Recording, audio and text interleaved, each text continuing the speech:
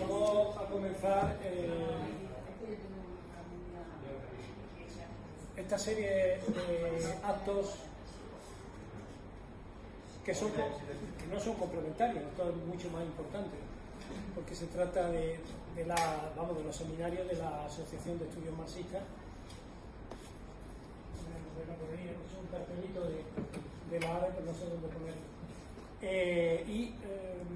He considerado que era muy relevante la investigación que está haciendo como tesis doctoral Manolo Varo, y que si nos podía adelantar algo de ese trabajo, que espero y esperamos también acabarlo ya, darle el finiquitado cuanto antes, para la Universidad de Binghamton, que es donde él está haciendo la tesis.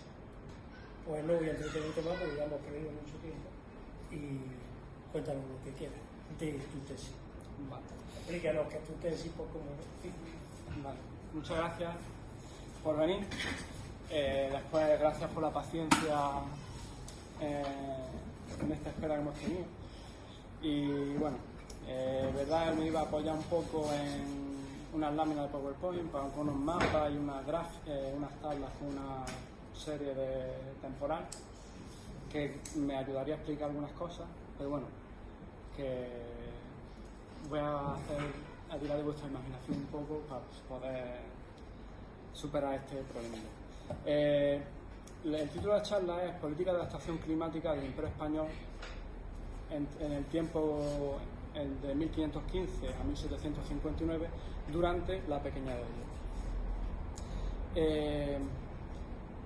Lo que voy a hacer aquí es presentar resultados de mis 3 años de investigación, no todos los resultados que he obtenido, sino los que tengo más o menos claros, los que más o menos tengo bien afianzados, y tratar de relacionarlos con lo que está ocurriendo hoy día con el cambio climático. Uno que yo pensaba que era amigo y eso, cuando le conté un poco el tema de mi tesis doctoral, pues dijo que esta tesis le gustaría mucho a Santiago Abascal, cosa que a mí me chocó un poco, porque en esta tesis sí que es verdad que en el periodo que he cogido, el periodo temporal de 1515 a 1759, están ocurriendo muchas cosas en el mundo. Una es lo que se llama la Pequeña de Hielo, y otro es el auge del capitalismo. El capitalismo está surgiendo. Es una época de transición del feudalismo al capitalismo. Entonces, aquí es una de las láminas que iba a poner, el mapa de la inmensidad del Imperio Español, y no considerar el Imperio Español en esa transformación del feudalismo al capitalismo es un error bastante grande, ¿no? Entonces, lo que yo estoy tratando de hacer con esta tesis doctoral es hacer ver cómo esa transición del feudalismo al capitalismo tuvo que ver, primero, dentro, ¿no?, del Imperio Español, y segundo, qué papel tuvo el clima en esto. Entonces, esta tesis doctoral no es la que yo tenía en mente cuando me fui a Binghamton, ¿no?, con la beca que me dieron para investigar. Tenía otro tipo de cosas en mente. Pero bueno, las cosas vas debatiendo con la gente, vas conociendo trabajo, y tu trabajo, tu enfoque va cambiando hasta llegar a esto.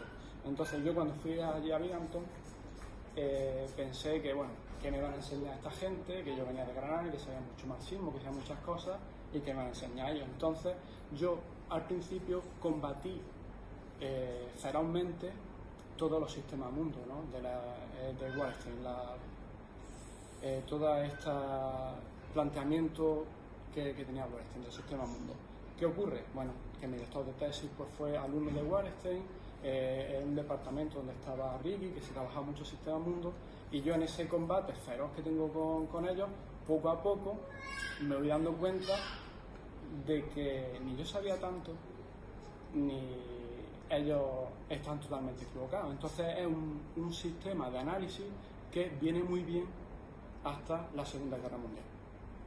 A partir de la Segunda Guerra Mundial este sistema empieza a tener problemas. ¿Por qué? Porque bueno, ellos lo que plantean, los sistemas mundo, es que últimamente yo con Jesús Cabañas pues tengo muchas peleas, muchas discusiones, y yo lo mismo que le dije, que como el socialismo en un único país no surgió, no podía ser, el capitalismo en un único país no podía ser. Y esto es un poco lo que plantean los sistemas mundos. El capitalismo se va extendiendo y va incorporando nuevos territorios, nuevas gentes, ¿no?, a eso lo que llaman sistema mundo capitalista. Bueno, pues es un esquema que sirve muy bien hasta la Segunda Guerra Mundial. Después, como lo que ellos se basa en la incorporación de nuevos territorios, nuevas gentes, a partir de la Segunda Guerra Mundial en el mundo no queda más gente que incorporar, no quedan más territorios por donde expandirse, empieza ya este sistema a flaquear. Bueno, pues de Wallerstein conecto con Brodel, y esta es la figura clave para mí, junto con Faruk Tabak. Brodel hace un estudio del Mediterráneo, su libro más importante, bueno, uno de sus libros, el Mediterráneo en la época de Felipe II, donde él ya empieza a introducir el clima como un factor a tener en cuenta, un actor histórico a tener en cuenta. Él hace un análisis, en una segunda edición incorpora la pregunta de ¿puede ser que el clima en el siglo XVI hubiese cambiado? Y entonces se basa en los trabajos del francés Ladurie para hacerse esa pregunta y ya empezar a meter el clima como un actor histórico a tener en cuenta. Otra persona de mi departamento, tristemente falleció, además falleció de una manera horrible, seguros médicos en Estados Unidos y cosas así. Él continúa el trabajo y esa es otra pieza fundamental para el trabajo que yo estoy haciendo. ¿Por qué? Porque él continúa la obra de Brodel. Y coge, y Brodel se queda en el siglo XVI y este hombre va del siglo XVI hasta el siglo XIX. Hace un estudio del Mediterráneo y cómo se adapta el Mediterráneo a la pequeña edad de hielo. Ya sí que introduce la pequeña edad de hielo como un elemento a tener en cuenta. Ya no es una pregunta, ya no es una duda como hace Brodel, sino directamente dice, esto existió, hay evidencia científica de eso, hay evidencia documental de eso, voy a hacer un análisis. Y ese iba a ser realmente mi tesis doctoral. Mi tesis doctoral iba a decir, vale, Faruk Tabak hace un estudio, no voy a entrar ahora en el estudio, pero ¿qué ocurre? Él considera que el cambio climático en el Mediterráneo fue el mismo, mientras que las evidencias científicas plantean que no, que mientras la parte occidental fue en una época muy húmeda, la parte occidental fue muy seca y viceversa, entonces se van alternando. ¿Qué ocurre? Pues que los fenómenos en las dos partes del Mediterráneo son los mismos. Entonces mi tesis iba a ir sobre eso, explicar cómo, teniendo efectos climáticos diferentes, ocurre en el mismo proceso. Y ahí entra, pues, otro de mis... Bueno, pues ahí en Estados Unidos tienen varias personas que te dirigen la tesis y tal.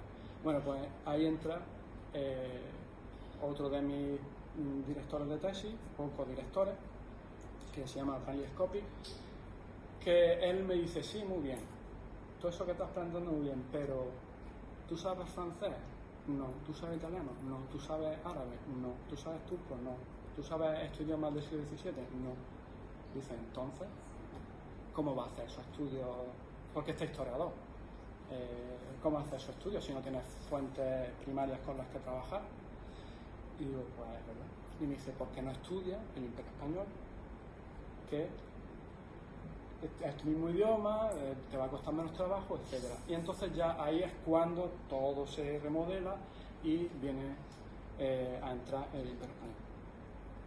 Claro, ya esto es mucho más podés comparar con lo que pasa actualmente. ¿Por qué? Porque el Imperio Español es una unidad política y administrativa que pilla 3 continentes y los 2 hemisferios, una variedad de climas muy grande, con un montón de cataclismos, bueno, de catástrofes, de problemas climáticos que tenía que hacer frente. Y eso sí que es verdad que se puede trasladar en cierta medida a lo que pasa hoy, ¿no? Pues no podemos hablar de un país como tal a escala continental, salvo quizás Estados Unidos, un poco China y tal, pero sí que es verdad que hay estructuras supranacionales que tipo ONU, tipo Unión Europea, ese tipo, que más o menos aunque no es igual, pero puede haber cierto paralelismo, y la idea es comparar qué es lo que hizo esta gente con lo que se está planteando ahora desde un punto de vista del Estado. Porque, como he dicho antes, esto va para hablar de la transición del feudalismo al capitalismo, que surge el Estado moderno, que surge la economía capitalista, que surge todo eso. Entonces es un sistema más o menos comparable con lo que tenemos ahora. Hay otra gente que se dedica a estudiar, pues, que si los vikingos, que si los mayas, que si... Pero en verdad con esas sociedades, esas formaciones sociales, no podemos comparar con lo que nos está pasando hoy para ver desde un punto de vista del Estado qué hacer. Bueno, pues eso es una parte fundamental con la que yo estoy trabajando. Y otra es una visión del imperio, que Bradley Scopy, ¿no? el profesor me ayudó también a tener en cuenta. Hay trabajos de Elvira Roca Barea, Iván Vélez, Pedro Ínsula y Santiago Almesilla que en su combate contra la leyenda negra sí que es verdad que a mí me ha ayudado mucho a más o menos poder entender qué era el imperio. Wallerstein habla del problema de España, ¿no? De España no se hace primero Estado-Nación, sino se hace imperio. Entonces eso me ayuda un poco a entender cómo afronta esto. Y ahí es lo que me decía mi profesor. No hay un estudio del imperio como un todo. Siempre hay estudios de partes del imperio, pues ya sea México, pero es del México actual, no de la Nueva España, o de España como tal, o de partes de Perú. Hay cosas muy concretas, pero no hay un paraguas más amplio que te permita a ti entender políticas imperiales, si eran una política común o era tira para adelante como pueda o algo así, ¿no? Entonces, esto es un poco el marco teórico en el que yo me lanzo, ¿no? Y al que yo empiezo a buscar en los archivos y eso. Bueno, entonces viene, ya más o menos hablado un poco del marco teórico que voy a trabajar, y ahora vienen los datos. ¿De dónde saco yo los datos? Pues claro, los datos son los documentos que he ido trabajando en el archivo de Indias, que he ido trabajando pues, aquí en el archivo municipal de Granada, o lo que he podido yo ver por ahí, porque muchos de los archivos ya tienen trabajos digitalizados. Entonces, pues puedes acceder a archivos de México, archivos de diferentes países hispanoamericanos. Pues claro, trabajando con la forma de Brodel, que se parece en muchas cosas, a mí me recuerda al Thusser, ¿no? Con la de la estructura. Entonces Brodel hace lo que llama la larga duración. Entonces estructuras de la larga duración. Después tiene eventos, ¿no? Que sería la corta duración, pues la vida de una persona o una sequía o algo concreto, y después tiene las cosas recurrentes. Entonces, pues yo empecé a trabajar así con los archivos, y claro, conseguí una serie histórica continua de 106 años, que es el archivo, no, las actas del Cabildo de México. El Cabildo de México tenía actas recogidas pues desde se conquista México en 1521, 1524 ya hay actas de las reuniones del Cabildo y van pues, hasta el final del imperio. Pero como en una rebelión en 1692 asaltan el Palacio Virreinal, lo queman y entonces pues se destruyó parte del archivo. Pero la serie temporal más larga que consiguió 106 años. Pues lo que hice fue estudiar esos 106 años, ver la información que podía sacar de ahí y tratar de ver si se repetía en todas las partes del imperio o ver si había conexiones directas de una política imperial. Y eso fue un poco lo que hice. Bueno, pues ahora, ¿qué es la pequeña edad de hielo? Tanto que he hablado de eso. Pues la pequeña edad de hielo es un cambio climático, alteración climática que se da aproximadamente, según los autores, entre el siglo XV y el siglo XIX. Hay unos autores que lo ponen un poco más amplio, otros lo ponen un poco más corto, dependiendo de los factores que tengan. El IPCC, que es el de la ONU, que se encarga del estudio del cambio climático actual, pues más o menos utiliza, y es la que he cogido, ¿no? Siglo XV a siglo XIX. ¿Qué es lo que ocurre ahí? Pues lo que hay es un enfriamiento global. La Tierra se enfría de temperatura media global entre 1 grado y 1,5 grados. ¿Por qué? ¿Qué es lo que ocurre ahí? Bueno, pues es un cúmulo de factores, ¿no? De casualidades que se dan y provocan eso. Pues hay autores que plantean que la órbita terrestre es uno de los posibles factores, y los que sí están determinados, bueno, más o menos hay un gran consenso al respecto, es que hay una baja irradiación solar que coincide con una alta cantidad de erupciones volcánicas.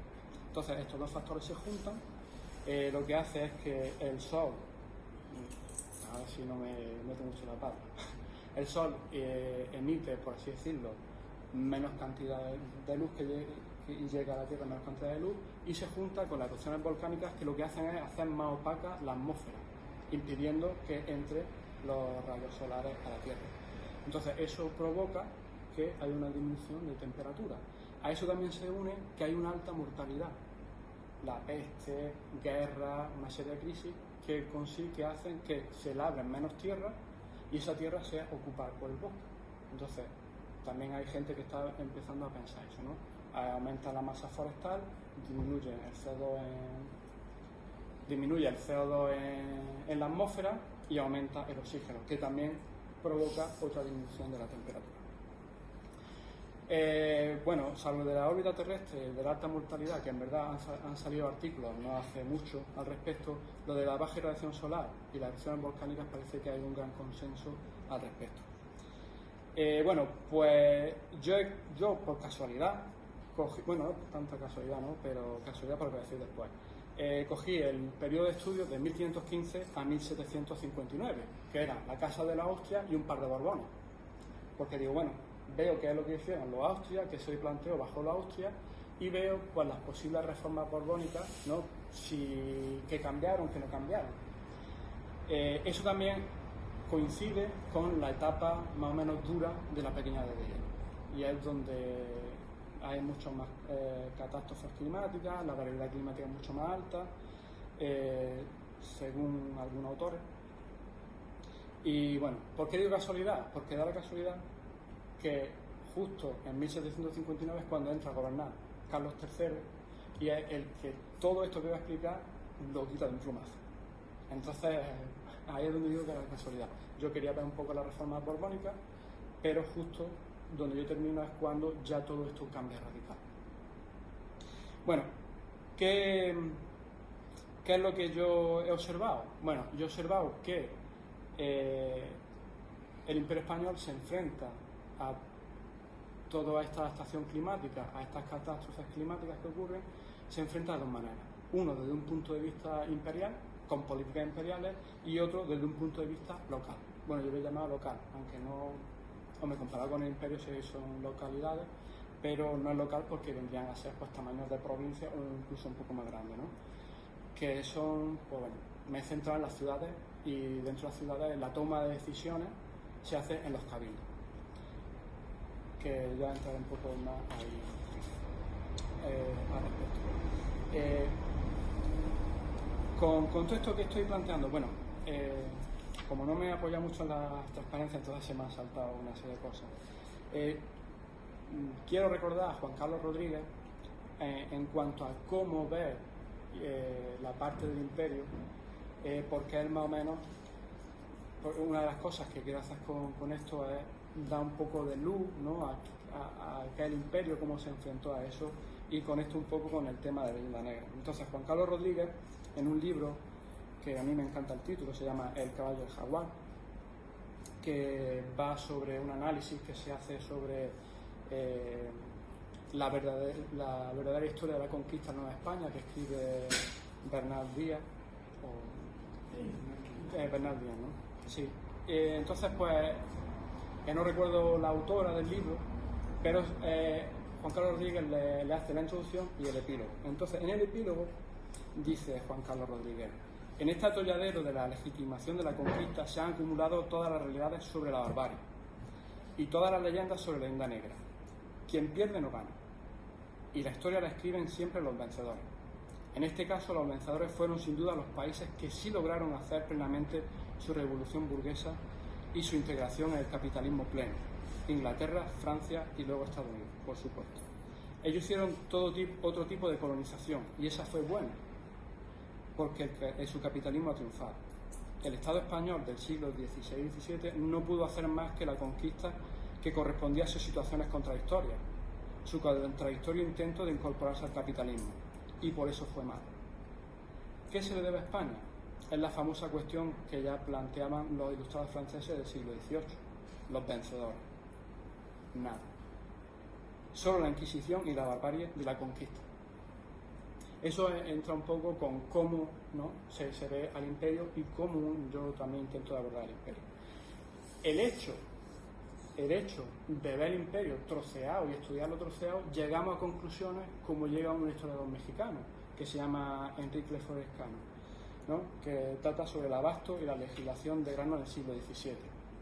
Dice, por otro lado, los métodos empleados indican una tendencia cada vez más acusada a favorecer el burgo, las ciudades españolas, en prejuicio de las comunidades rurales de indios, que quedaban desprovistas de alimentos.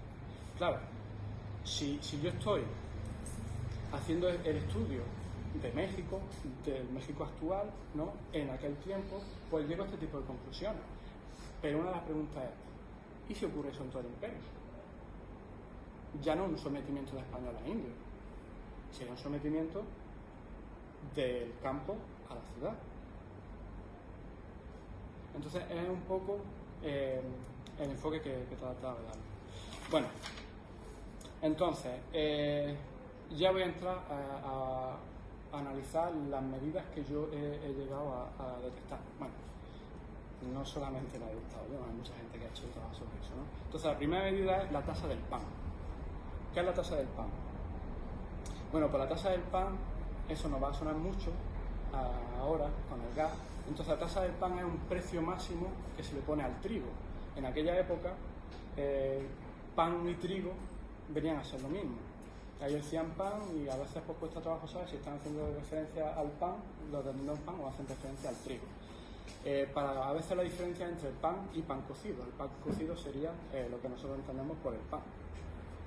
Entonces, ¿qué es la tasa del pan? La tasa del pan es un precio máximo que se le impone en épocas de carestía, ¿no?, en épocas de falta de cosecha, se le impone a los productores de trigo. Entonces, se pone, tú no puedes vender el trigo a más de este precio, ¿no? ¿Cuándo se impuso por primera vez? Pues se impuso por primera vez en 1502 y lo impusieron los reyes católicos por 10 años. Es decir, durante 10 años los productores de trigo no podían vender a un precio superior al que marcaron los reyes católicos. ¿Qué ocurre ahí? Pues en 1500 hay una cosecha abundante. O sea, por visto fue un año con mucha abundancia y pues dijeron, bueno, pues vender el trigo a Portugal y a Italia. Tenían que hacer la venta, que es uno de los problemas, que bueno, después si eso ya entramos más en detalle en las preguntas. No tenían como almacenar el trigo. O sea, ellos producían trigo y tenían que consumirlo en un periodo de tiempo porque si no se echaba a perder, el mantenimiento del trigo y del grano pues tenía una serie de problemas. Entonces dijeron, como la cosecha más abundante, vender el trigo a Portugal y a Italia. ¿Qué ocurre? En el año siguiente hay una sequía terrible. Entonces no tenían reserva, no tenían trigo que gastar. Pues ahí decidieron poner esa tasa. Carlos I y V de Alemania la aplica un par de veces así, pero ya Felipe II en 1584 cuando impone la tasa al pan de manera ya perpetua y la impuso después de una sequía. Dijo, bueno, aquí tenemos este problema de la sequía, tenemos este problema con... Ellos no eran conscientes de eso, ¿no? Pero vieron que la tasa podía ser una cosa recurrente, una cosa que podía funcionar y la impone. Y la impone ya hasta Carlos III. Entre medias, Felipe III y Felipe IV la quitan un poco, pero la quitan por presión de los productores de trigo, que suelen ser señores feudales, terratenientes, aristocracia, ¿no? Entonces presionan y consiguen pues doblegarle a Felipe III por un par de años, pero vuelven a imponer la tasa. La tasa del pan generó mucho debate en aquella época, sobre todo entre lo que eran los arbitristas, la escuela de Salamanca, estos escolásticos que se dedicaban a hacer la economía moral y eso, generó mucho debate. Yo me ceño mucho a Melchor de Soria, porque es uno de los máximos defensores de la tasa del pan, y yo creo que, bueno, que es el que más me explica un poco cómo funcionaba la tasa. Él, ¿por qué proponía la tasa? Aunque él abogaba por el libre cambismo, ¿no? Él era uno de los defensores de libre cambio, de no intervención del Estado, pero él veía muy necesario que hubiese un precio máximo del trigo. ¿Por qué? Porque él plantea desde un punto de vista de defensa del pobre de la ciudad y del campesinado pobre. ¿Qué es lo que plantea? Dice, mira, si hay carestía, falta trigo, suben los precios y la gente pobre de las ciudades no tiene acceso a comprar otra cosa que no sea trigo, entonces se nos mueren de hambre. Y después el pobre del campesinado, ellos no pueden vender trigo. Cuando viene una mala cosecha, ellos no pueden vender trigo. ¿Por qué? Porque guardan trigo para sí y para cosechar para el año siguiente. Con lo cual, a ellos tampoco les favorece que el precio del trigo sea muy alto, puesto que si gastan el trigo y tienen que comprar trigo para la próxima cosecha, se arruina, ¿no? Y entonces a mí me gusta mucho Melchor de Soria porque es lo que hace, no se dedica a filosofar, no se dedica. Él coge todos los libros de diezmos, porque él era obispo de Toledo, y escoge todos los libros de diezmos de su obispado y empieza a analizarlos, empieza a hacer estudios, ¿no? Y llega a esas conclusiones. Y él dice que de cada 10 partes de trigo que se venden en época de carestía, 9 partes son de los poderosos, como dicen, de la gente que es terrateniente. Bueno, pues esta es una de las políticas imperiales. Esta política se utiliza en todo el imperio. Está recogida en las leyes de Castilla y, por tanto, pues se rige en América y también se rige en las partes de Italia, ¿no? Que pertenecen al imperio. Ahora, las políticas locales para mí son las más importantes por el papel que tenían las ciudades, ¿no? Ellos son los que están en el frente, por así decirlo, de los que tienen que lidiar con el cambio climático. Ellos son los que están en primera línea. Ellos son los que tienen que apaciguar a la gente cuando tiene hambre, ellos tienen que gestionar que la gente no se muera de hambre, puesto que era papel de ellos de que los súbditos del rey no se murieran de hambre. Eso era una responsabilidad de ellos. ¿Y por qué también veo que es importante? Por las características que tienen las ciudades dentro del Imperio Español. John Eliot, el historiador, él llega a decir que durante la Reconquista las ciudades llegan a tener un papel casi de ciudad-estado, de la independencia que tenían. ¿Y eso por qué? Primero, por la Reconquista. En la Reconquista, bueno, pues están, ¿no? Hay muchas ciudades o muchos pueblos que están en el frente, ¿no? En la frontera. Y también el pulso que está ya teniendo la monarquía con la aristocracia, porque ya empieza a centralizarse el poder. Entonces, en esa pugna, las ciudades van a favorecer a la monarquía en detrimento de la aristocracia. Una vez que la aristocracia ya ha perdido todo el poder político, la monarquía va a empezar a meterle mano a las ciudades y va a ir prestándole poder a las ciudades. ¿Qué es lo que tenían de característico las ciudades? Pues que se regían por asambleas abiertas. En esa asamblea abierta participaban, ¿no? El cabeza de cada una de las familias. Obviamente pues serían hombres y pues si en el pueblo había 200 familias, pues la asamblea estaba compuesta por 200 personas. Conforme van restándole poder, pues que empiezan ya los reyes católicos a apretarles más las tuercas a las ciudades, crean la figura del corregidor, que va a ser el representante del rey en las ciudades. Y siempre al final, cuando hay algo que no favorece a la monarquía, pues el corregidor va a inclinar la balanza por la monarquía. Y ya al final, pues las ciudades pierden mucha de la autonomía que tenían, pero aún así, esa autonomía que le queda es la suficiente como para poder lidiar con el cambio, con todos los problemas que le vaya acarreando el cambio climático. ¿Y de qué se basan? De las ordenanzas. Las ordenanzas municipales son las que van a hacer proclive, ¿no?, que haya un papel municipal más grande para poder sobreponerse a los problemas y no tanto va a ser la monarquía, porque tampoco tendría mucho sentido, porque si ante cualquier escasez de comida o ante cualquier de eso tiene que estar la monarquía, no sé qué, encima de eso, pues olvídate, ya con el imperio ¿qué van a hacer, ¿no? Entonces las ordenanzas van a regir pues lo que afecta a la política de un año para otro.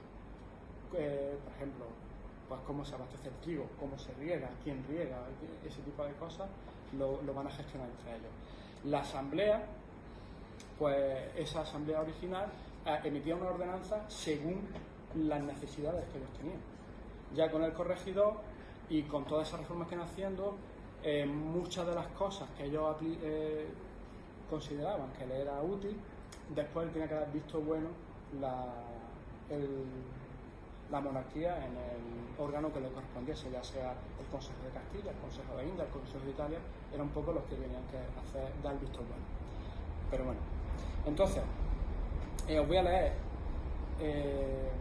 lo que dijo Santiago de Aguirre en 1734, que era un gobernador de Yucatán, que apoya un poco esta postura que estoy teniendo, ¿no? Dice él, bueno, en 1734 hay una gran sequía en Yucatán y bueno, Santiago de Aguirre le escribe una carta al rey y dice: en este día tengo dada cuenta a vuestra majestad de haber tomado posesión de los empleos de gobernador y capitán general de esta provincia de Yucatán, y hallándome con estos cargos no puedo menos que informar a vuestra majestad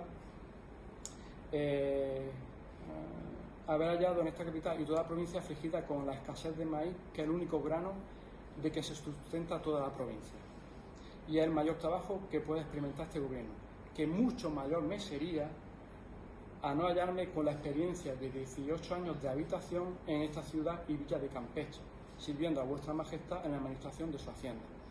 ¿Qué está diciendo? Que es el poder local el que realmente puede ayudar, ¿no?, a sobreponerse a todas las carestías y todos los problemas que está viendo. No va a venir un poder, un virreinato, el virrey o instituciones superiores las que van a gestionar eso. Son ellos, porque ellos saben dónde comprar el trigo, ellos saben un montón de cosas y es lo que va a ayudar a esto. Bueno, ¿y cuál es el fin último de las políticas locales? Pues evitar motines, evitar rebeliones. O sea, es lo que ellos van, aparte de que son profundamente católicos y verdaderamente sienten la religión, entonces ya no solamente dar de comer al pobre, asistir al más desvalido, ¿no?, sino evitar que haya rebelión, lo que ellos dicen alborotos, ¿no?, evitar alborotos. Entonces, ¿cuáles son las herramientas con las que ellos se dotan?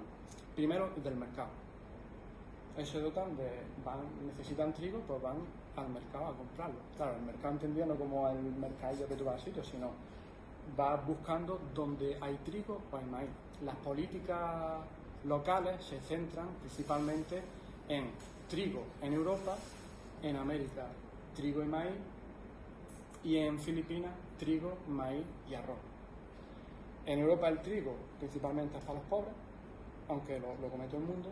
En América ya hay una distinción, el maíz es para el pobre y para el indígena, ¿no?, y el trigo es más para el europeo o para el rico, ¿no?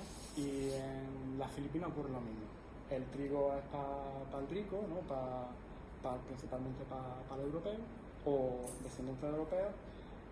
El maíz se cultiva no tanto, pero el arroz es el que ellos van a utilizar, ¿no? Entonces, pues lo que hace las ciudades es buscar, cuando les falta trigo, es buscar dónde se compran trigo. Primero van a los productores cercanos y después van a buscar a otras partes, siempre dentro del imperio. Nunca van a comprar fuera del imperio, salvo en casos especiales. y tiene que utilizarlo la corona. Muchas veces el trigo era mucho más barato para las ciudades que estaban en los puertos, puesto que el transporte del trigo por mar era mucho más barato que el transporte de trigo por tierra. Imaginad, aquí en Granada, si tienes que traer el trigo en mula, con las carreteras, bueno, con los caminos de aquella época, tienes que traer el trigo, pues que digo yo, del Temple, ahí un día hecha. Un día con la mula, con el arriero, con etcétera, etcétera, etcétera. Entonces eso encarece mucho el precio. En cambio, un barco que te trae el arroz de Sicilia, el trigo de Sicilia, pues te trae mucha más cantidad y a lo mejor puede tirarse poco tiempo, un par de días.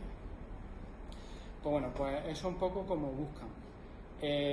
Hay territorios que son especiales y tienen una particularidad, que son Cuba, Santo Domingo, Florida, por un lado, que ellos son deficitarios. Santo Domingo, ahí donde lo vemos, el trigo no producen, maíz tampoco producían mucho. El pobre comía yuca y el semipobre pues podía permitirse el trigo que se lo traían de México, ¿no? Y el más adinerado pues comía trigo que también normalmente venía de México. Lo mismo ocurría con la Florida y con Cuba. Ellos siempre tenían, ¿no? Además por mandato imperial, tenían que ser abastecidos por México. Panamá le ocurría algo parecido y era Perú quien le tenía que mandar trigo a Panamá. Sicilia era el granero del imperio en la parte europea. Cuando había escasez de trigo, pues era de Sicilia de donde se empezaba a tirar, ¿no? Podían tirarse de otras partes, buscar en otros sitios, pero principalmente cuando eso era Sicilia. De hecho, hay un sociólogo, historiador, Charles Tilly, que utiliza ese término, que Sicilia es considerado el granero de España. Pero un caso muy particular es Filipinas, porque Filipinas está en la otra punta del imperio, aislado y rodeado por potencias extranjeras. Entonces, ¿qué hacían en estos casos?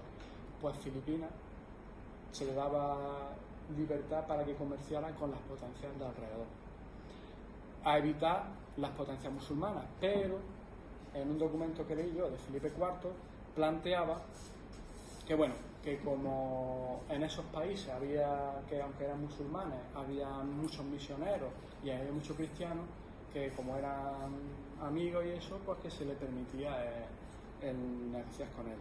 Bueno, ya con China, o sea, eso era casi la adoración, pero lo mismo que China, pues era Siam, era Tailandia, Vietnam, que se llama Conchichina, que con todos esos países se podía comerciar en época de crecía. Otra de las herramientas que tenían, bueno, de hecho, podían comerciar con potencias extranjeras o enemigas bajo permiso real. En plena guerra de los 30 años, España se abastece de trigo de Francia, con quien está teniendo la guerra. Pero Felipe IV, ahí ya hay un montón de rebeliones en Andalucía principalmente, ya dice, mira, llegan a un acuerdo de que pueden traer trigo, ¿no? de Bayona, de Francia, a España, con la condición de que sea un barco neutral. No podían ser barcos franceses ni podían ser barcos españoles, serían ser barcos neutrales los que trajesen eso. Otra de las herramientas que se utilizan son los pósitos y las alhóndigas. Esto es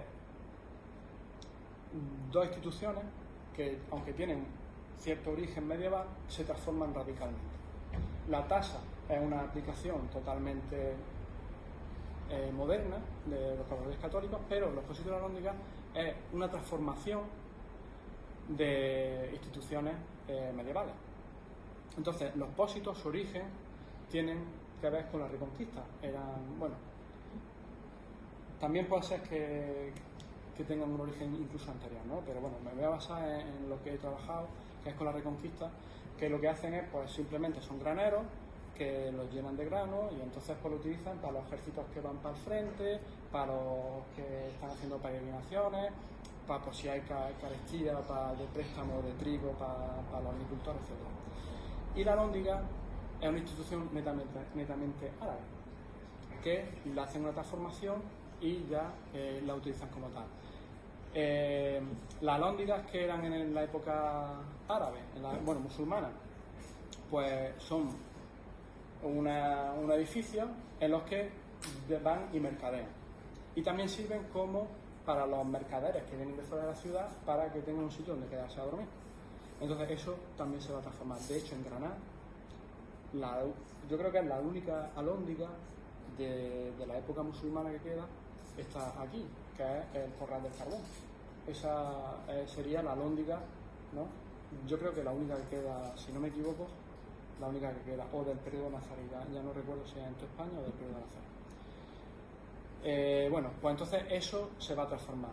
La primera alhóndiga, ya con un carácter moderno, surge en Sevilla, bajo los Reyes Católicos, y es la que se va a utilizar de modelo para todo el imperio. ¿Qué es lo que hace la alhóndiga? Pues la alhóndiga al final va a ser, una de las cosas que hacen es que la compra y la venta tiene que hacerse en un sitio público. No puede hacerse en las casas, tiene que irse a las plazas o en la alhóndiga, es donde se hacía esa compra y esa venta. ¿Por qué? Porque así veían los precios. Así se podía tener, que ahora hablaré de eso, un control de precios. Y eso pues es una cosa pública. Los pósitos.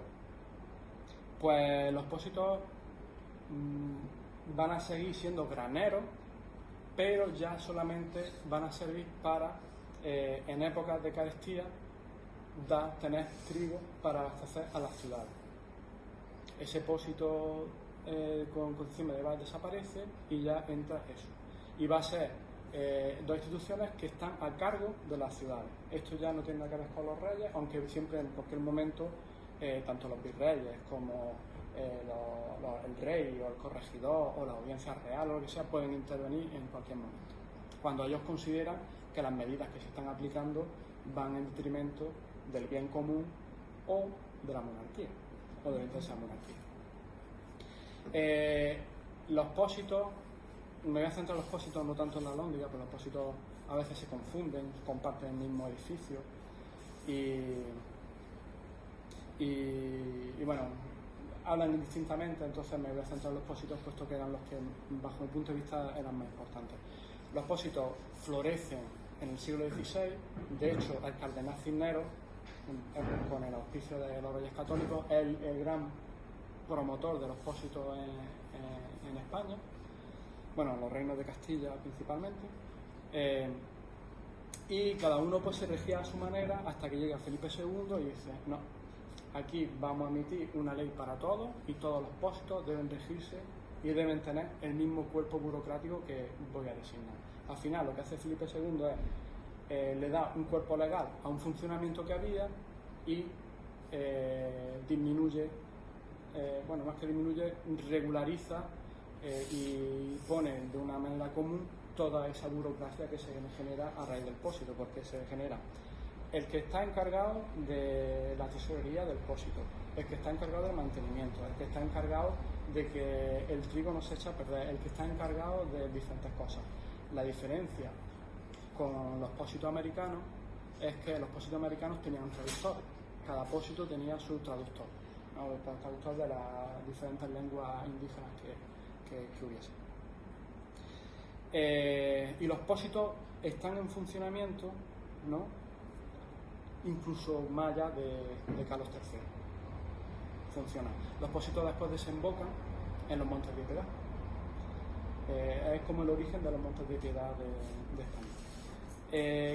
¿Qué ocurre? Pues el pósito, una vez que Felipe II da ese cuerpo legal, se mantiene, y lo único que hacen las reformas borbónicas es que, pulen algunos de los problemas burocráticos que vieron y poco más. Simplemente lo que hacen es cambiarle un par de nombres a la burocracia y mejorar un poco el funcionamiento, no tocan más allá de eso.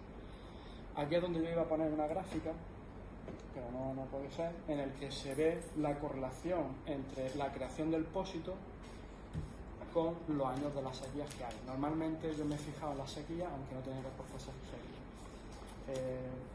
más o menos, os voy a decir algunos años, para que Málaga crea el pósito en 1502 y la sequía cercana que yo he visto es de 1499 a 1502.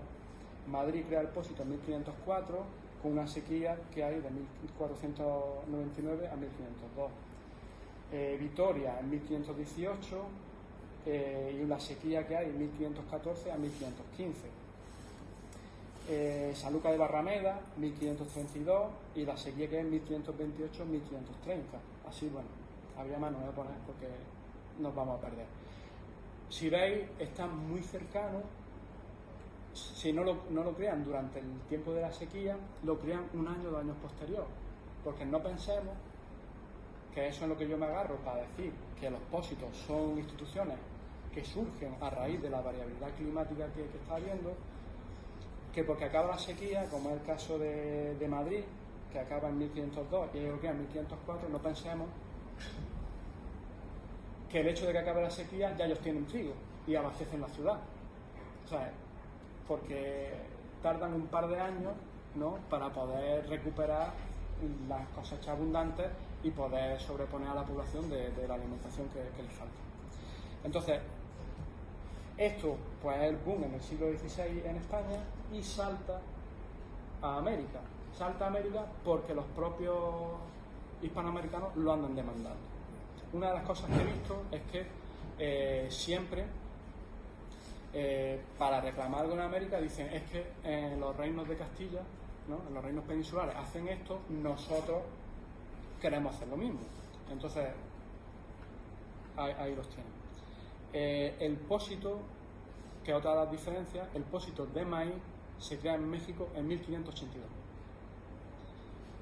Bueno, aquí os tenía puesto también una serie de años, pero esto ya tendría que ponerme a buscar aquí, ya me va a costar más trabajo. Una serie de años en el que había sequía, había heladas que destrozaban la cosecha, heladas fuera de tiempo que destrozaban la cosecha, y eso provoca que en 1582 ya tengan el pósito. Pósito legal, porque el pósito estaba funcionando ya de antes. Lo que hace Felipe II en 1582 es darle la cédula en el que diga reconozco que tenéis vuestro pósito, ¿no? Y el pósito de trigo, porque esta es otra de las características americanas, tienen 2 pósitos, uno de maíz y otro de trigo. Y el pósito de trigo no vienen a tenerlo hasta 1593. Y también tenía ahí puesto una serie de fechas en las que vienen un montón de malos años. Ya no solo sequía, sino de mucha lluvia, que se pudren las cosechas y tal. Entonces termina desembocando en esto. El pósito de México, o los pósitos de México, son muy importantes. ¿Por qué? Porque son los que, bajo mandato real, son el que se va a tomar de modelo para toda la India. Y cuando digo la India es la América Española y las Filipinas. Y entonces ellos van a coger las ordenanzas del pósito de México y las van a ajustar al caso particular de ellos. Bueno, ya Carlos II, de la reina gobernante, Mariana de Austria, ya impone por ley que todas las ciudades importantes de América y de la India tengan sus pósitos o su alhóndiga, yo lo que he dicho de alhóndiga de pósito, y ya lo obligan. Es un mandato real en el que todas las ciudades están obligadas a tenerlo. Antes lo dejaban un poco según sus necesidades. ¿Qué ocurre con los pósitos? Voy a dejarlo así porque veo que entre que hemos empezado tarde y tal, no me extiendo mucho más. Quedan deficitarios. Los pósitos acarrean muchos problemas. Y ese déficit, que después si queréis podemos entrar, tiene que apoyar eso desde la monarquía. Es la monarquía la que pone su tributo, su dinero, ¿no? Y sabemos que eso viene recaudado de campesinado principalmente. Lo que pone a disposición de las ciudades esos tributos a pérdida de ellos. Normalmente vienen a pérdida. Entonces, por eso los pósitos siempre son deficitarios, siempre están, pues muchas veces los cierran, están en caducidad, etc. Ahora, está el mercado, están los pósitos de alhóndiga y después, y esto ya es una cosa que yo, permitidme eso, ¿no?, yo he descubierto, porque hay autores que no lo detallan tan al dedillo, mencionan algunas de las políticas, las principales, pero yo he conseguido ver 7 políticas que aplican las ciudades. Intervención de precios, no la tasa es al productor, ellos es en la ciudad, en la alhóndiga, cuando dicen el precio está muy alto, bajamos el precio. O con el pósito. Los pósitos también sirven no solamente para abastecer de comida en época de carestía, sino también para meter trigo a bajo precio en el mercado, en la alhóndiga, para obligar a los productores a disminuir los costos, ¿no? a disminuir los precios. Entonces son las dos formas con las que intervienen. Muchas de las intervenciones de precios a veces no es solamente a la baja, puede ser a la alta o a mantener el precio. Lo normal es que siempre, cuando se sube el precio, pues siempre tiren para abajo. Otra de las medidas es prohibición de la venta de granos fuera de la jurisdicción, que es lo que llaman la SAC. Cuando hay falta de trigo, pues las primeras medidas es vosotros no vendéis fuera del reino, por ejemplo, del reino de Granada. Tenéis que vender siempre dentro del reino de Granada. O tenéis que venderle a la ciudad de Granada, que eso es lo que se hace. Tercera medida que se utiliza, el embargo de trigo. Cuando hay una carestía de trigo, las cosas están feas y como en todo momento lo que se trata de evitar rebeliones, se embarga el trigo. No un embargo como nos podemos imaginar, sino simplemente que a los productores lo obligan a vender el trigo a Granada, por ejemplo. O le obligan a vender el trigo a Granada a tal precio. Pero nunca le quitan el trigo, siempre se le da un dinero al cambio. A lo mejor el dinero no es el que demandan ellos, pero se hace eso. Porque una de las cosas que tiene la monarquía hispánica, como ellos entienden el comercio, es que todo el mundo tiene que salir beneficiado. El que compra tiene que beneficiarse y el que vende también. Entonces siempre hablan ellos de precios justos y moderados, ¿no? No puede haber abuso ni por parte del que compra ni por parte del que vende. Que por parte del que compra siempre es difícil, ¿no? Otra de las medidas de la cala y cata, que es un análisis constante de la cantidad de grano que hay en la ciudad y de la calidad del grano. Entonces hacen pues inspecciones. Van a molinos o a panaderos, ¿no? Para ver si realmente están haciendo con el trigo lo que se debe.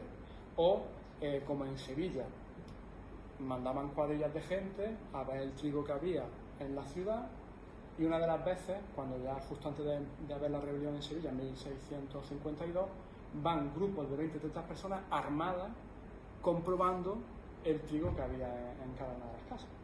Y muchas veces, bueno, pues se llevaban el trigo para venderlo, porque lo que trataban de evitar era el acaparamiento, o sea, la especulación. Todas estas medidas van siempre buscando tener trigo o maíz y evitar la especulación con eso. Leyes contra regatones, ¿no? Y la reventa. Los regatones eran los mercados, ¿no? Que compraban y vendían. Entonces, pues leyes como que no se puede comprar en los caminos, o que no puede haber intermediarios, o que se tiene que vender de tal manera, se tiene que vender en la alhóndiga o en las plazas, en un sitio que se vea, ¿no? Porque esta gente lo que hacía era, olían que había escasez, escondían el trigo y cuando eso, pues iban a vender, ¿no? Entonces es lo que estaban tratando de evitar este tipo de cosas. El uso del grano tributado en las 12 leguas, o sea, porque los pueblos tributaban, entonces ese grano se mandaba a las ciudades y se vendía en los pósitos o en la alhóndiga, ¿no? De las 12 leguas. Y si la crisis continuaba, pues la ampliaban hasta 20 leguas. Y ya por último, dar gratuitamente o subsidiar los granos a los pobres. En las ciudades americanas, el pobre podía ser el indio de la ciudad o el mestizo o los de origen, ¿no? Peninsular empobrecidos, y en las ciudades de Europa pues eran pues, el pobre de aquí, ¿no? Bueno, lo voy a dejar aquí porque ahora me ponía a hablar un poco de estas medidas, cómo se utilizaron en una rebelión en Granada, pero bueno, yo llevo casi una hora aquí hablando, entonces lo dejo así, y lo que voy a hacer es concluir a lo que llego con esto. ¿A qué conclusión he llegado con esta parte? Que es una parte mínima de lo que he analizado. Pues que la variabilidad climática obligó al imperio a crear nuevas estructuras e instituciones con cuerpos burocráticos. Entonces, el imperio ya no solamente creaba eso, sino que eso era un gasto para el imperio. El peso de la estación lo llevaban las ciudades. El campo estaba sometido a la ciudad. Los intereses de la ciudad primaban sobre los del campo. Si en el campo se moría de hambre, pues eso, hombre, no es que fuese algo que le agradase, pues recordad que eran profundamente católicos, pero la ciudad era mucho más importante que el campo. Y la última es que la monarquía hispánica hizo un esfuerzo económico muy grande para sobrellevar las adversidades climáticas. Y claro, siempre con los tributos de los súbditos. O sea, que el que saca mayor dinero era ahí. Pero sí que es verdad que, aunque hiciera ese esfuerzo, sí que hay que ver que había una redistribución a lo largo y ancho del imperio. Que es una de las cosas que, aunque fuese un peso, pero ellos sí que se encargaban de que hubiera una redistribución. Muchas veces no era justa, pero era una redistribución. Bueno, pues hasta aquí todo lo que os tenía que contar.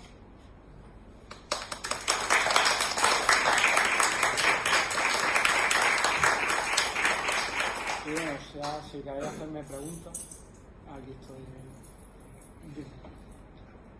Había en algún momento, o sea, tú hablas de que estas medidas se hicieron por el cambio climático. Sí.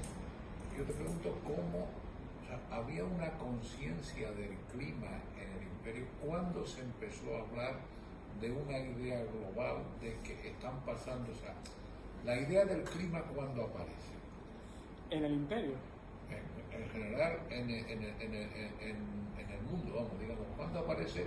Y si hay algunas anotaciones en las que, digamos, la monarquía, la administración española, a nivel que fuera, tuviera conciencia de que se estaba cambiando el clima de una manera anómala.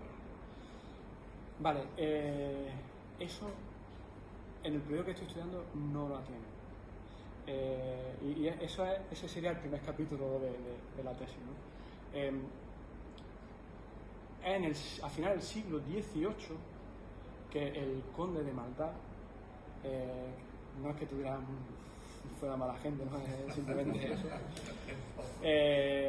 Él sí, ya a final del siglo XVIII, porque él está tomando unos ciertos registros, ya él sí empieza a decir que, oye, que las estaciones están siendo alteradas, están viéndose alteradas, pero no es hasta final del siglo XVIII, es a mediados del siglo XVIII cuando precisamente en Granada un tal Fernando de Navarrete tiene los primeros instrumentos, ¿no? Un termómetro inglés y un barómetro veneciano, o al revés, un termómetro veneciano y un barómetro inglés, ¿no? Y es cuando él empieza a tomar ciertos registros. Hasta entonces, pues un poco como nosotros. ¿Nos acordamos del tiempo que hizo el año pasado?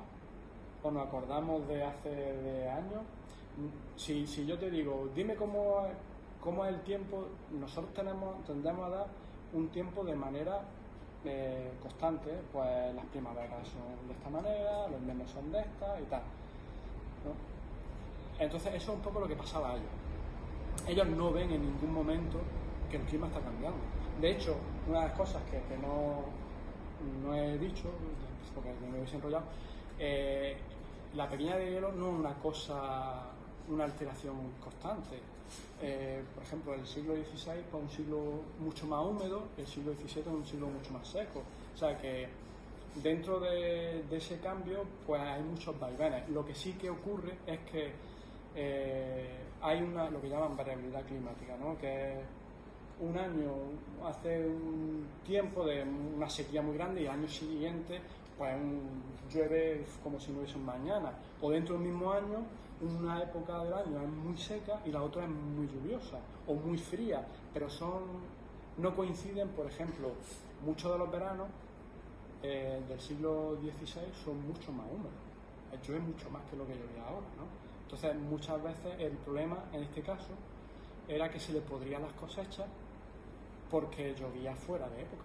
Entonces muchos de los trigos, de hecho el trigo, y esto es una de las cosas que en el Mediterráneo se obcecan en cultivar el trigo, lo que ocurre en el siglo XVI es que las condiciones climáticas al trigo le vienen fatal y ellos se empeñan con el trigo.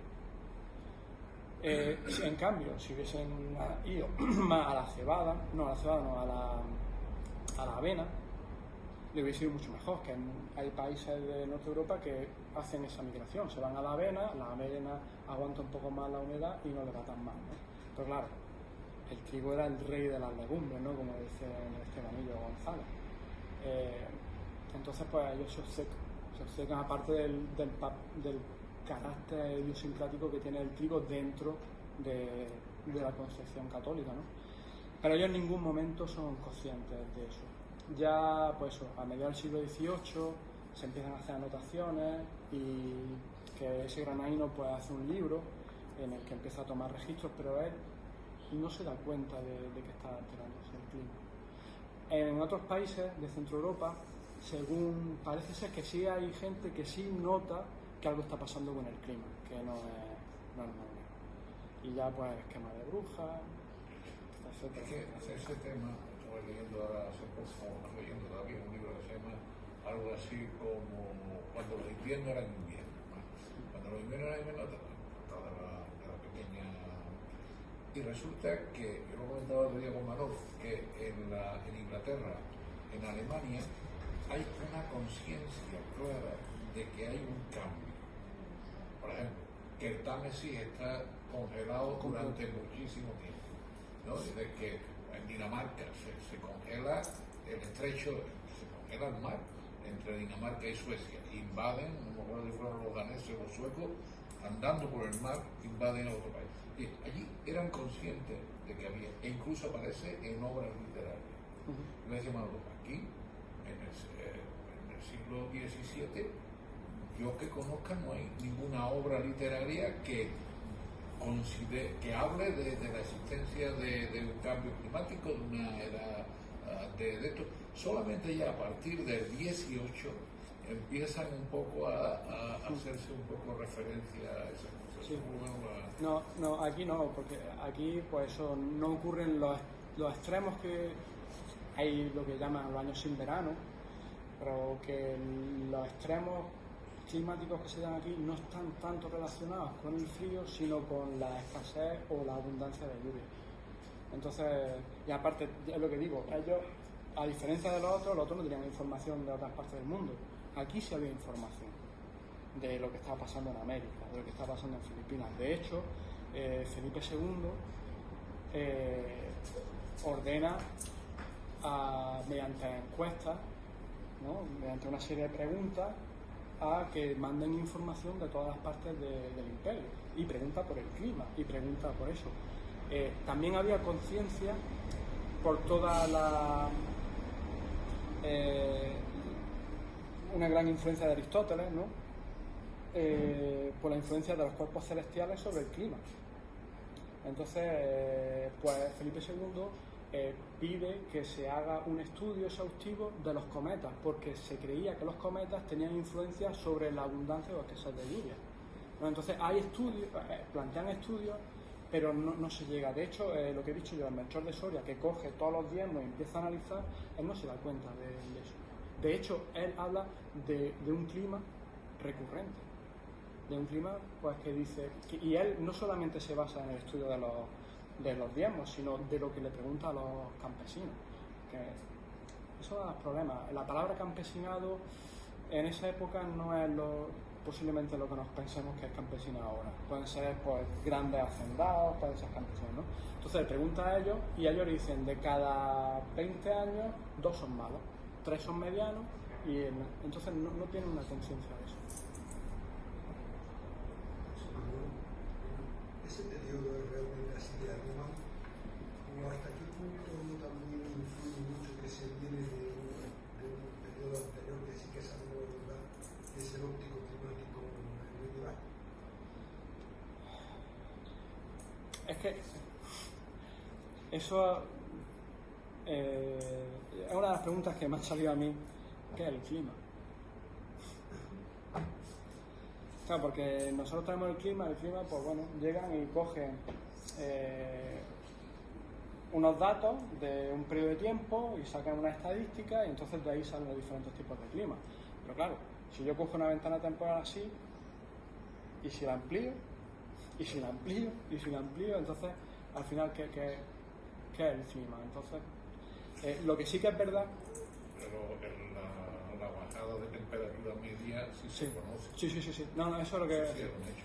Sí, ahí está, el óptimo medieval que tú dices, que eso o sea, no se puede cuestionar, porque en el óptimo medieval se cultivaba trigo en Islandia, eso hay datos bibliográficos, pero no se cultivó siempre el trigo. Bueno, primero tenían que haber llegado a Islandia, ¿no? Pero si nos vamos al Imperio Romano ocurre lo mismo, hay periodos más cálidos, periodos más fríos, que no son variaciones muy grandes de temperatura. Que dentro del Holoceno está la tesis Rudiman que plantea que desde que el hombre empieza a cultivar sistemáticamente, el clima ha sido más o menos estable. O sea, grado arriba, grado abajo, con todas las implicaciones que tiene, ¿no? Pero ha sido una cosa más o menos estable. Entonces, pues bueno, hay periodos más cálidos, periodos más fríos. Pues lo que ocurrió fue eso, vino de un periodo cálido que siguió a un periodo frío. La caída del Imperio Romano se supone que fue un periodo más frío, ¿no? Y bueno, y después viene el óptimo medieval, que eso, que se cultivaban vides casi en Escocia, que se cultivaban vides en Austria, en Alemania, trigo en Islandia, y después pues, hay un descenso de las temperaturas, que eso también está recogido. Está recogido de dos maneras, por documental, por lo que yo he leído del archivo, y de manera científica. Estudios por muchos estudios de los anillos de los árboles, estudios de los glaciares, estudios de las conchas de los bivalvos, ¿no? Hay mucha evidencia científica que van en esa dirección. Entonces lo que están tratando es de comparar esa evidencia científica con lo que decía la gente. Entonces en ese cruce ver una manera de decir si ese estudio es correcto o no. Pero sí, evidencia hay. De hecho, hay autores que se enfocan más dentro de un punto de vista cultural y explican que en Alemania, Austria y eso se va a cerveza precisamente por esto, porque las vides y los vinos empiezan a ser malos porque no tienen la temperatura suficiente para madurar y hacer una buena uva, y entonces se dedican a la cerveza. Entonces, hay prácticas culturales y de hecho toda la cuestión de los neveros, toda la cuestión de la preservación con el hielo en aquella época también da pie a eso, que curiosamente hay estudios, se lo comentaba yo no hace mucho tiempo, David, en el que toda la sierra tienen diferentes estamentos o edificios en el que en unos sitios producían nieve y en otros sitios producían hielo, que no es que solamente fuesen arriba a la montaña, sino que tenían puestos intermedios para eso, para ya nieve o para hielo. Entonces evidencia sí. ¿Alguna cuestión más? Yo no acabo de ver la conexión, que me imagino que la tesis estará más fundamentada en la creación de instituciones, lógicamente a partir de los Reyes Católicos, la creación de un Estado, que es una cosa distinta de los reinos medievales, aunque los reinos medievales tenían toda su jurisdicción y toda su reglamentación. La creación de un Estado, y mucho más la creación de un Estado como el español, que rápidamente implicó el territorio americano, obligaba a la creación de una serie de estructuras burocráticas y administrativas de diversos tipos, por ejemplo la escritura rusa. Pero no acabo de ver el enlace de que eso sea el efecto de crisis climática. Sí. Quiero decir que a lo mejor tomaran un cierto sesgo por la crisis climática, sí, pero de cualquier manera se hubieran creado muchas estructuras de ese tipo con un clima o con otro. ¿No? Sí, Sí, sí, entiendo, de hecho es una de las críticas que más o menos siempre suelo recibir. Digo un poco enlazando, porque si no tenían conciencia del cambio climático, no podían crear estructuras basadas en esa necesidad. Sí. Era por otro motivo. Sí. No lo sé. No, sí, no, yo encantado, porque claro, cuando uno aborda este tema, y muchos de los historiadores, bueno, de hecho todos los que me dejo influir de cierta manera, o trabajo así, de lo de la visión del imperio, ninguno es historiador, ¿no? Pero los otros que sí he tocado, más o menos son historiadores, todos tienen el miedo de no caer en el determinismo, es decir, en el determinismo climático, que todo viene determinado por el clima. Y claro, es un miedo que dicen, no, es que no. Y es una cuestión que siempre se cuida mucho en tratar y tal. Yo, básicamente, lo que he hecho ha sido, me he centrado en aquellos casos que realmente tienen vinculación directa con el clima, ¿no? Ahora, puedes decir, bueno, pero si ha habido sequía, si ha habido siempre esto, si ha habido siempre lo otro. Como he dicho, el feudalismo, el modo de producción feudal está extinguiéndose y está surgiendo de nuevo, pues puede ser que el capitalismo haga esto, ¿no? Pero ahí es donde yo, un poco con la pregunta que ha hecho él, venían del óptimo medieval, donde las temperaturas más cálidas. Claro, nosotros cuando hablamos de eso tendemos a pensar, bueno, hace más calor o hace más frío, pero esa no es la cuestión, o llueve más o llueve menos, esa no es la cuestión. Es cómo el clima varía de un año a otro.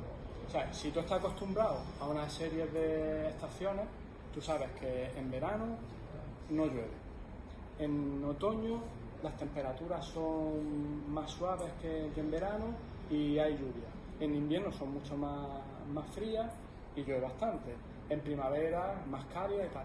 Entonces tú te adaptas a eso, unos años llueve más, otros años llueve menos, ¿no? Y tú más o menos estás adaptado a esa variabilidad y la agricultura está adaptada a eso. ¿Qué ocurre? Me voy a centrar en el caso de España, porque es un poco ya dentro de la zona del imperio, unas están más estudiadas, otras están menos estudiadas, etc., ¿no? Entonces, ¿qué es lo que está ocurriendo? Pues que la agricultura está adaptada a eso. Saben que primero no hay helada, y si hiela, pues hiela en invierno. Después saben que los veranos suelen ser secos, ¿no? Y que la primavera pues es cuando ya hay lluvia, sobre todo para el trigo. ¿Qué ocurre? Cuando viene este cambio climático, que disminuye la temperatura pero solo de menos, ¿qué es lo que está ocurriendo? Que de un año a otro las condiciones climáticas, bueno, o el tiempo ya cambia mucho. Ya en verano no es que no llueva o llueva, es que a lo mejor un verano en el que las temperaturas no han sido superiores a 20 grados y ya eso te revienta. O vienen de un año de una sequía muy grande, y una sequía que dura eso, y van a un año de una gran abundancia de lluvia. Y también eso que uno de los primeros coletazos de la pequeña edad de hielo, 1300, una erupción volcánica, 1315, hay una catástrofe alimentaria a escala continental en Europa. Claro, no podían abastecerse de trigo de una zona de otra en Europa, porque siempre el comercio estaba ahí. ¿Qué ocurría? Pues que ya en los suelos eran suelos mucho más húmedos, los arados no funcionaban, o sea, ese tipo de cuestiones son las que le están afectando, y más que nada esa variabilidad de que un año, pues que te hiela pues en junio, o te hiela en épocas en las que ellos no estaban esperando que helase, o mucho granizo fuera de tiempo, ¿no? Que eso es una de las cosas para los cazas de luz. Entonces eso es un poco lo que yo mantengo, ¿no? Que esa gran variabilidad que no están acostumbrados antes, que esto provoca que también haya, no solamente esto, pero está el auge del capitalismo, está esto, y eso provoca también una revolución agrícola para dar respuesta a estas cosas. De hecho, yo cuando cuando entra el siglo XVIII, todas estas cosas que he contado empiezan ya a verse cada vez menos. La Durie mantiene que es que ya la agricultura y los caminos, los medios de comunicación terrestres, ¿no? Los de transporte, han mejorado tanto que ya las crisis se suplen mejor. Entonces ya cada vez empieza a haber, aunque hay condiciones climáticas que según la DRI son mucho más duras que los siglos anteriores, pero el efecto que tienen son menores porque ya ha habido cierta adaptación a eso, y sobre todo la agricultura. No sé si te llega a convencer. Te quería hacer también un comentario, no sé, sobre la palabra imperio, que a mí me gusta poco aplicado a lo que se llama el imperio español. La gente se agarra a la frase de Nebrija, la lengua es compañera del imperio, pero en esa frase de Nebrija, en su proclamación de la lengua castellana, ahí la palabra imperio significa el poder. La lengua es compañera del poder, lo que quiere decir Nebrija es que la nueva monarquía española debe organizar su aparato burocrático usando la lengua castellana. Como antes el poder, la lengua del poder era el latín. Entonces la palabra imperio tiene ese significado como cuando decimos bajo el imperio de la ley. Y yo no sé si es muy aplicable a lo que se llama, entre comillas, el imperio español, identificándolo, por ejemplo, con el imperio británico, Sí. que sí tiene una delimitación geográfica. El imperio británico es una serie de territorios, porque aquí eran los territorios de España, los de los puertos peninsulares y los de ultramar. Y de hecho en las Cortes de Cádiz había muchos representantes de las provincias que se llamaban, de los territorios de ultramar. Entonces yo creo que la palabra imperio, tampoco lo sé, pero me da la impresión de que en aquella época no se usaba. Sería la monarquía española o algo así. No lo sé. Eso es que se me ha ocurrido que... Sí, no. Es que, por ejemplo, cuando he dicho yo, los autores que yo me he ido guiando, ¿no? De la visión del imperio, ¿no? Elvira, Iván Vélez, Pedro Insua, Santiago Mesilla, también podría estar Estrabo, que es el clásico. Esta gente, pues claro, tienen ahí y plantean más o menos, bueno, los de la escuela de Gustavo Bueno, pues plantean, pues que sí, imperio generador, imperio depredador, ese tipo de cosas. No hay una cosa, yo creo que la más que trata y la que es Elvira Roca Barea, ¿no? que sí que es verdad que ella es consciente de eso, no recuerdo si ella llega a utilizar lo de Nebrija, ¿no? Pero ella sí que plantea, bueno, que eso de imperio que no es lo mismo el imperio español que el imperio británico, que aparte yo creo que después la confusión entre imperio e imperialismo. Entonces, claro, sí que es verdad que hay algunos, en los documentos que yo he utilizado, rara vez se utiliza la palabra imperio. Siempre hablan de aquellos reinos y de estos reinos. Esa es la fórmula que más se utiliza, ¿no? Pero eso puede ser, o sea, puede ser de las diferencias. España se podía parecer más al Imperio Romano. Es decir, a lo mejor no era igual que el Imperio Británico, porque el Imperio Británico era todo colonia, pero se podía parecer más al Imperio Romano. Sí, pero por ejemplo, tenían la palabra emperador. Obviamente allí no, tenían la palabra emperador, pero y nosotros teníamos la palabra emperador para los 15. El concepto por lo menos de emperador, y por lo tanto un emperador dominaba sobre un imperio. Estrabo, por ejemplo, que no recuerdo yo si lo utilizaba. Significaba que imperaba. Que imperaba, pero no. O sea, la palabra emperador no necesita un territorio geográfico específico organizado una vez. Emperador significa que manda. Como el caballo de Gilbert. O sea, ya es una cuestión semántica de podemos discutir, pero emperador significa rey de reyes en muchos aspectos y tiene, por lo tanto, el de un condominio superior incluso a un país-estado. Sí, no, yo entiendo eso y ya te digo, es que pues eso, hay un debate así sobre el imperio, o sea, Estrabo, ¿no? Que yo creo que lo utiliza María Elvira para decir lo que viene a decir Estrabo, ¿no? Del imperio romano, que es un imperio, pues aquello que une a algo que antes no estaba unido. O sea, gente de diferentes sitios que no tenían antes contacto entre sí, que no sé qué. Claro, yo he utilizado la fórmula de imperio, por eso, porque se habla del imperio español y tal, ¿no? Obviamente cuando vas a los textos, pues creo que más del siglo XVIII puede ser que encuentre la palabra imperio, pero ya con la Austria siempre la fórmula que he visto es cuando hablan de aquellos reinos y de estos reinos de Castilla. Entonces, dependiendo de dónde, si escriben desde España, bueno, de la península, pues dicen aquellos reinos y de estos reinos. Aquellos reinos serían los reinos americanos y de estos reinos serían pues, los reinos peninsulares, ¿no? O al revés, si escriben de América, pues aquellos reinos se hacen referencia a esto y tal. Esa es la fórmula que encontramos hablan así de imperio. Realmente lo que existe es la hispanidad. Se está creando es un imperio, en el sentido político del término es un imperio, pero que se está creando una cosa totalmente diferente a los imperios que vienen a continuación, que son el holandés y el inglés, porque estos son imperios, es decir, racistas absolutos, es decir, cosa que está ausente en el imperio español, en la hispanidad española.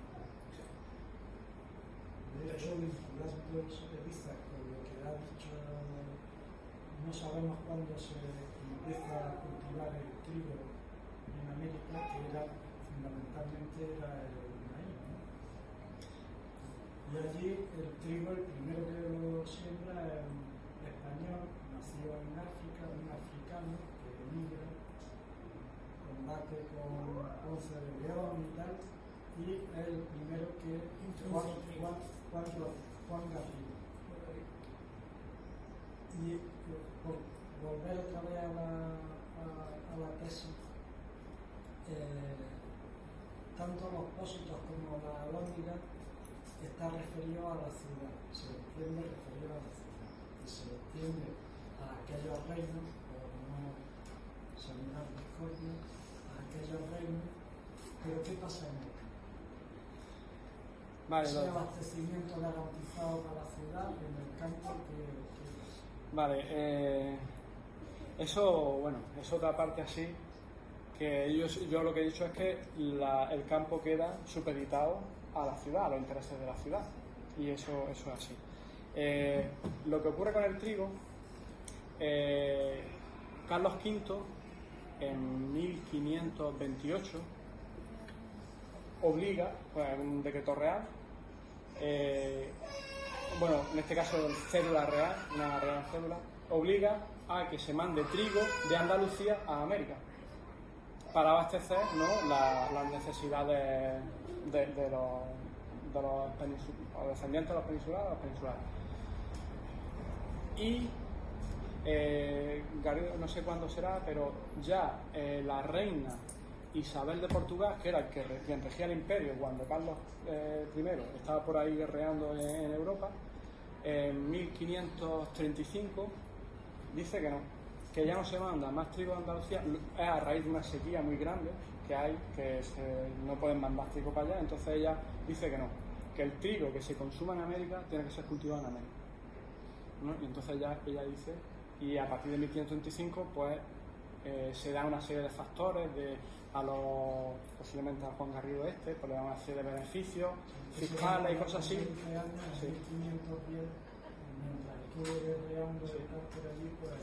Eso, se da una serie de beneficios y tal, y entonces como ya no se manda trigo para allá, ya la gente sí está más predispuesta a sembrar trigo. ¿Por qué? Porque va a ser caro, ¿no? Entonces, ¿qué es lo que ocurre del campo, la supeditación del campo a la ciudad? Pues que no todas las ciudades son iguales dentro de los reinos, ¿no? Por ejemplo, Granada, pues ellos utilizan la cabeza de reino, me imagino que de ahí dentro de la capital después, ¿no? Las cabezas de reino pues son las que están encima de y todas las ciudades que pertenecen a su jurisdicción están supeditadas a eso. Entonces hay como una especie de jerarquía dentro de las ciudades. Después están las ciudades que son cortes, es decir, que tienen representación en las cortes reales, ¿no? Pues hay una jerarquía en el que si Granada, en el caso de Granada, necesitaba trigo, pues iba a otras ciudades a por el trigo. Y hay casos en Granada en 1648 una rebelión, hay una sequía grande, entonces pues están aquí buscando trigos como locos. Y eso los manda hasta Úbeda buscando trigo. ¿Qué ocurre? Que los de Úbeda, claro, si aquí había sequía, allí había sequía. Y en todos lados había sequía. Entonces, los de Úbeda decían que no, que ellos no mandaban trigo. Entonces, hay una pelea, una disputa por el trigo. Y esta es la disputa que los arrieros que mandaba Granada a Úbeda eran detenidos y metidos en las cárceles por Úbeda. Había ciudades que, bueno, ahí tuvo que intervenir el rey. Felipe IV tuvo que intervenir a favor de Granada, ¿no? ¿Qué ocurre? Por ejemplo, Baza colaboraba más y entonces Baza pues le dice, bueno, un poco un traga, ¿no? Dice Baza, vale, yo siempre voy a ayudar a Granada y tal, pero que sepáis que no estáis haciendo la puñeta. Dice, porque vosotros vais a venir aquí y ¿qué vais a hacer? Os vais a llevar el trigo. ¿Y qué me pasa a mí? Que yo no voy a tener trigo y los precios me suben. Y además, como huelan los agricultores que vaya a venir por trigo, van a subir los precios. Y ese es uno de los grandes problemas que tenía. Entonces, ¿qué es lo que le sugiere el corregidor de Baza? Le sugiere, primero, que metáis noticias de que ha llegado un cargamento a Motril. Entonces, claro, cuando vean que hay un cargamento de trigo en Motril, estos van a bajar el precio y van a vender rápido, ¿no? Y otra cosa que les pide es que, por favor, mandad los arrieros de noche y de uno en uno, para que no sospechen que está llevando trigo, ¿no? Entonces, claro, al final, ¿qué hace? En una situación de carestía, Baza daba el trigo a Granada mientras ellos pasaban hambre. Y esos eran los sitios que tenían pues, un cabildo o un poder local. Pero ¿y aquellos que no tenían poder local, qué hacían? Eso se ve mucho en el Caribe, se ve aquí en la península era diferente, pero en el Caribe, en América, ¿qué hacían? Pues los que tenían pertenencias se iban a los caminos a vender, vendían sus pertenencias, vendían los caballos, vendían ropa, vendían eso por trigo, maíz o por lo que fuese. Otros, si directamente eso lo hacían, principalmente los indios, se iban a los montes y comían raíces, comían lo que pillaban. Otra práctica, que eso se veía más aquí, yo creo que allí, por la inmensidad de América y la variedad y eso, la riqueza a lo mejor de la naturaleza y eso, lo obligaba eso. Aquí lo que hacían es que se iban o emigraban del campo a la ciudad, ¿no? O se iban a los caminos a mendigar. Cuando iban del campo a la ciudad, las ciudades cerraban y no dejaban entrar a nadie. Y las ciudades, cuando eso, expulsaba a la gente. Los que no eran de la ciudad estaban expulsados. De hecho, en la salida de Tormes hablan de un caso de eso, que en Toledo cierran la ciudad y al que no fuese de la ciudad le daban azotes, le daban latigazos y eso, le expulsaban de la ciudad. A los mendigos. A los mendigos, sí, a los mendigos. A los mendigos, porque eran bocas alimentadas que decían, mira, eso no nos guerreros. Entonces eso, bueno, y hay casos en las Islas Canarias que Tenerife era productora de trigo y Gran Canaria era productora de azúcar, pues Tenerife estaba obligada a mandar trigo a Gran Canaria. Pero claro, decían, si nos vamos con el trigo a Andalucía, lo vendemos más caro. O tenían permiso para venderlo en Portugal, o lo vendemos más caro. Entonces, ellos trataban de ir a Gran Canaria. ¿Y qué hacían los de Gran Canaria? Por las cosas que he leído, hacían como actos de piratería. Los de Gran Canaria iban con los barcos y asaltaban los barcos de trigo. O sea, que había una tensión.